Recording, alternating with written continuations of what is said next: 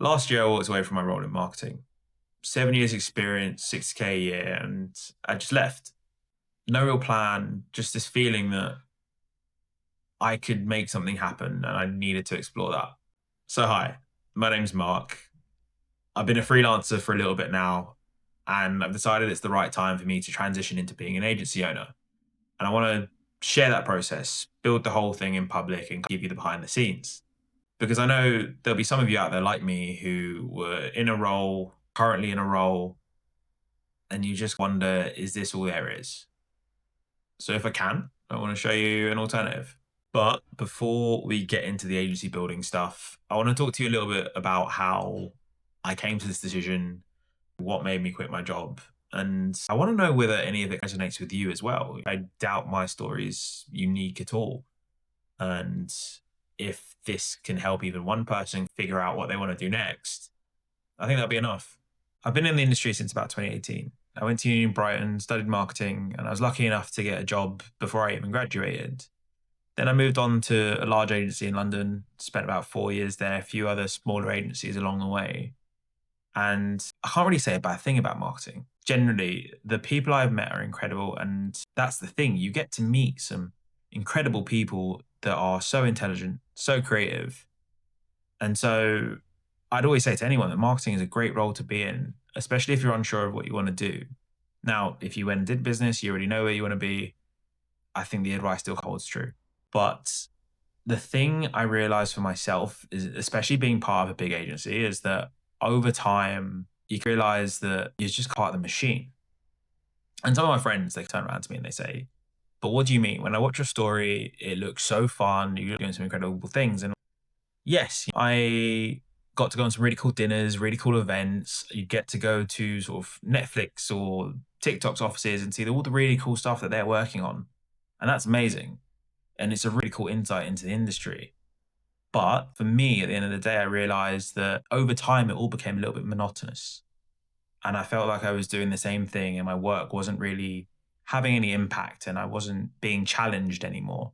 It was very much a case of, we need you to deliver on this. And that's really about it. And within paid social, which I do, it's easy enough to do those things and achieve those things. And there's always a case of doing more with less. And for me, after a long while, I just realized I needed a change. Freelancing for a while gave me that. I think just within that realm, you get to see a lot more. I think your work carries more impact. Your words carry more weight when you're working with clients. And that's one of the big reasons why I wanted to make that change. And people always say, what is that thing that happened that made you want to quit your job? And for me, I don't think it was one thing. For me, I think it was a number of things over many years that just accumulated until I was said, you know what? I think I need to try something new. And I think for me, one of the biggest points in that was this feeling that I was not really in control of my own career. The agency I was at had over 500 people. It's massive in the context of things. And it's very easy to feel like you're getting lost in the system and maybe becoming a bit more of a cog in the machine. And for me, that becomes a bit difficult because it feels like you're never really in control of your next step. And that kind of, for me, means that I'm losing track of, what am I doing next? How am I progressing? How am I developing? What am I learning? And some people will say, can't you move around? Can't you go onto a different account? Can't you go to a different agency within the group? And you could. But the thing about big agency is that a lot of them are the same. I've been at 4 or 5 maybe agencies on the bigger side of things. And you run into the same issues, I think, a lot of them. For me, the best time I've ever had in marketing was at smaller size agencies where, yes, things are a bit hectic, really fast paced, but you have a lot more impact. Your words carry more and people pay attention to what you do more. There's less needing to jump through the corporate political hoops in order to just get a promotion or to be seen by the higher ups. And so for anyone that is looking for roles in marketing, I'd say aim to go to a smaller agency first, because there you get a lot more exposure to not just the business as a whole, but also the things you can learn, the kind of eyeballs that are on you, so people can really kind of see what you're good at and help you develop. So yeah, I found myself at this point where I was feeling a bit directionless, not really knowing whether aiming for promotion or pivoting within the agency was going to be my next step. And freelancing was something that I'd thought about for a while, but never really thought or really figured out how it would work or how I'd get there. But for a while, I think with the work I do on these accounts, I could absolutely do that for myself. I know how to run paid social. I know the platforms. I know what works, what doesn't work. I've been in enough rooms with people higher up the ladder to understand how to communicate properly with clients. So I thought to myself, why not bet on me? Why not take a chance? Why not see what I can achieve on my own or with others? I'm working on that. But see what I could do outside of a major agency or an agency at all, to be honest. At the end of the day, worst case scenario, I try it, I fail, get back on LinkedIn and start looking for a new job. So that's pretty much how I got to that decision of knowing that this is what I wanted to do. But the problem was I left without a plan. Effectively, once I knew what I wanted to do, I wrote on my notice and I handed it in. I didn't have any clients lined up. I didn't have a runway of savings to kind of act as a safety net.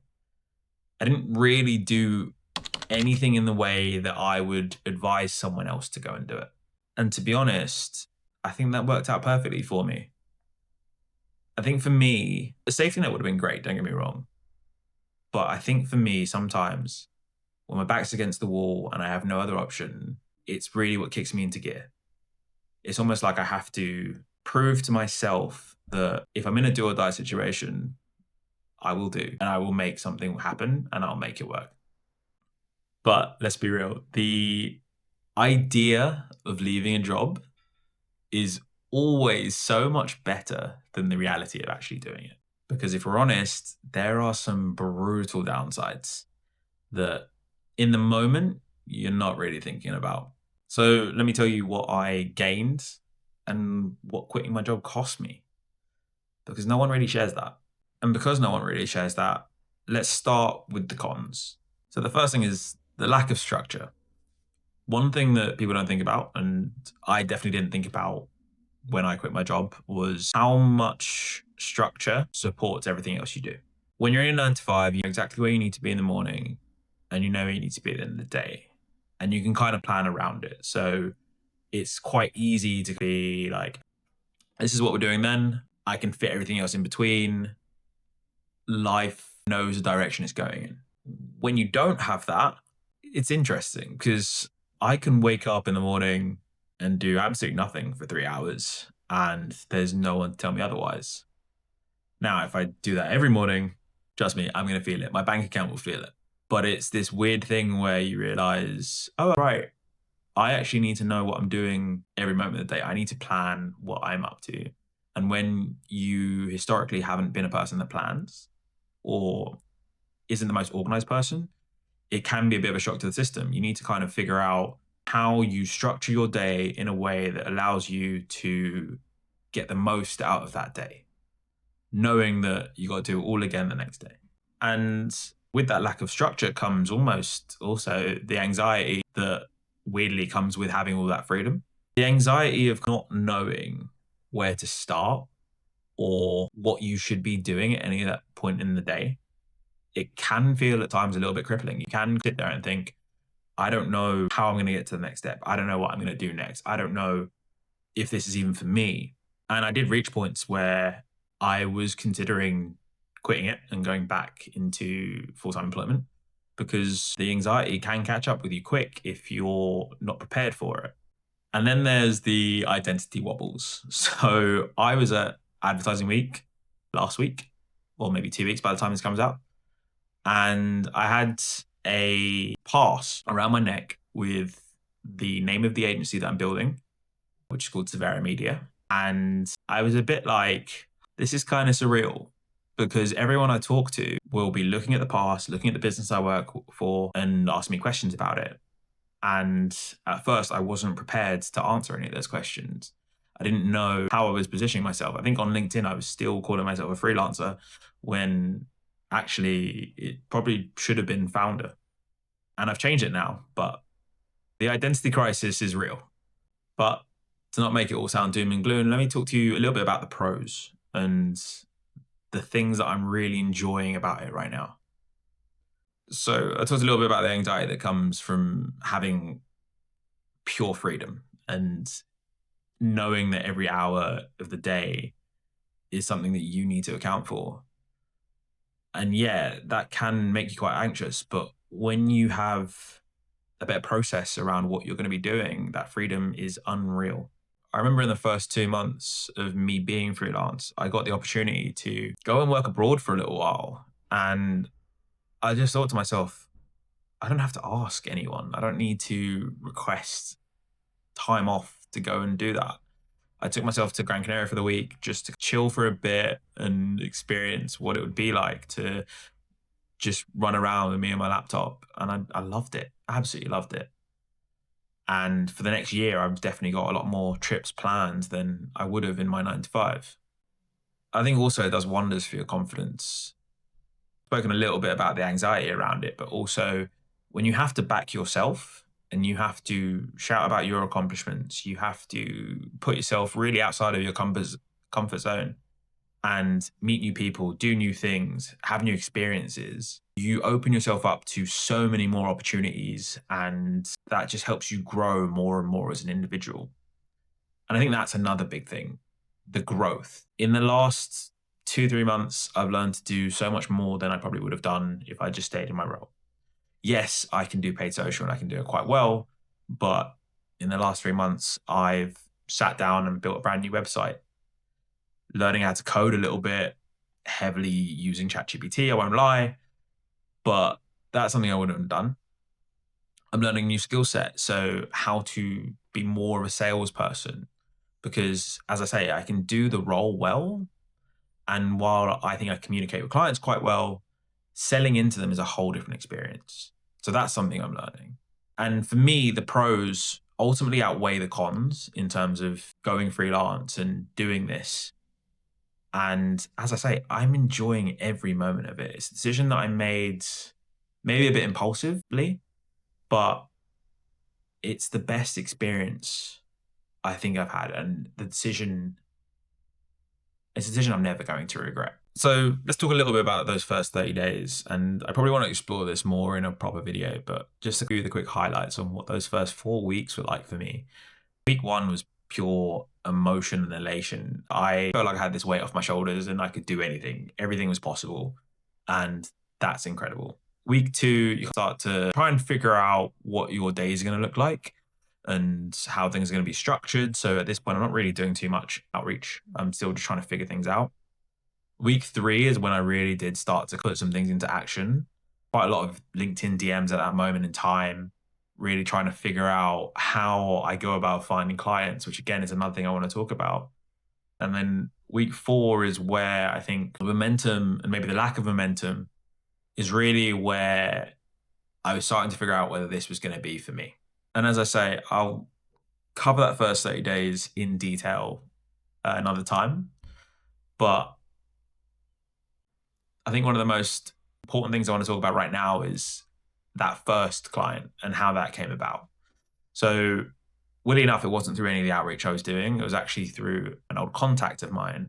And I think that's an important thing to know about when you first go freelance and you're trying to figure out how to make it work and all these different things. One of the best things you can do is leverage the contacts that you've made in the industry, because those people will help you open doors that you never thought were possible. And so if you are thinking about making a jump into freelance or setting up an agency of your own, I think there's 3 things I'd like you to take away from this video.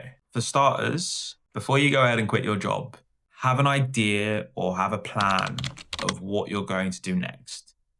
Don't get me wrong, you can absolutely quit without one, but having a plan will just help reduce the stress and anxiety you're going to feel in those first couple of weeks, couple of months. So that's the first big thing I'd say to you. The second thing, you're going to hear a lot of no's along the way. Try not to let that get you down, because the highs you feel from getting those yes and having people want to work with you, they are incredible. And while it might not always be the best, the most rosy experience that you are expecting when you first think, oh, I'm going to quit my job. Stick it out. If you stay long enough, if you show up long enough, things will start to work out for you and you'll be able to build upon those. And the final thing really is back yourself. Trust that you know what you're doing, that the plan that you put in place for yourself will get you to where you need to be. It doesn't all need to happen immediately for you. I think social media kind of teaches us that things need to be quick. They don't. Trust that the process ahead of you is going to work out. Trust that you have the ability to get yourself there and you'll find a way to make it happen. So don't worry about it too much. So if you're a freelancer or a media buyer on the edge of going solo, I want you to know that you're not alone. I'm going to be documenting my whole process of being a freelancer, of building an agency in public.